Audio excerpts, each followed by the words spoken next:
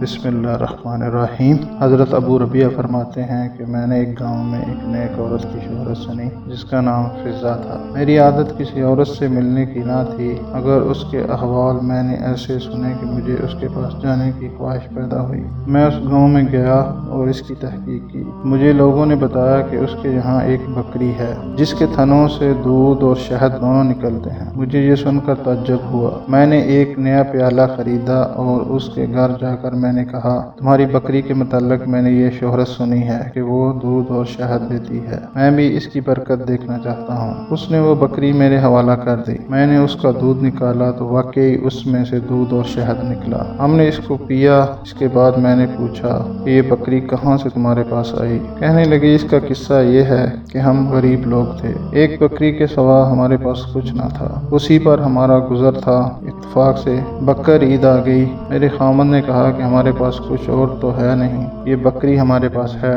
لاؤ اسی کی قربانی کر لیں۔ میں نے کہا کہ ہمارے پاس گزر کے لیے اس کے سوا تو کوئی چیز ہے نہیں، ایسی حالت میں قربانی کا حکم تو ہے نہیں، پھر کیا ضرورت ہے کہ ہم قربانی کریں؟ خاوند نے یہ بات مان لی اور قربانی ملتوی کر دی۔ اس کے بعد اتفاق سے اسی دن ہمارے یہاں ایک مہمان آ گیا تو میں نے خامد سے کہا کہ مہمان کے اکرام کا تو اللہ نے حکم دیا ہے اور کوئی چیز تو ہے نہیں، اسی بکری ہی کو ذبح کر لو۔ وہ اس بکری کو ذبح کرنے لگا۔ مجھے یہ خیال ہوا کہ میرے چھوٹے چھوٹے بچے اس بکری کو ذبح ہوتے دیکھ کر رونے لگیں گے، اس لیے میں نے کہا کہ باہر لے جا کر دیوار کی آڑ میں ذبح کر لو، بچے نہ دیکھیں۔ وہ باہر لے گئے اور جب اس پر چھری چلائی تو یہ بکری ہماری دیوار کے اوپر کھڑی تھی اور وہاں سے خود اتر کر مکان کے صحن میں آ گئی۔ مجھے یہ خیال ہوا کہ شاید وہ بکری خامد کے ہاتھ سے چھوٹ گئی ہے۔ میں اس کو دیکھنے باہر گئی تو خامد اس بکری کی کھال اتار رہے تھے۔ میں نے ان سے کہا، بڑے تعجب کی بات ہے کہ ایسی ہی بکری گھر میں آ گئی۔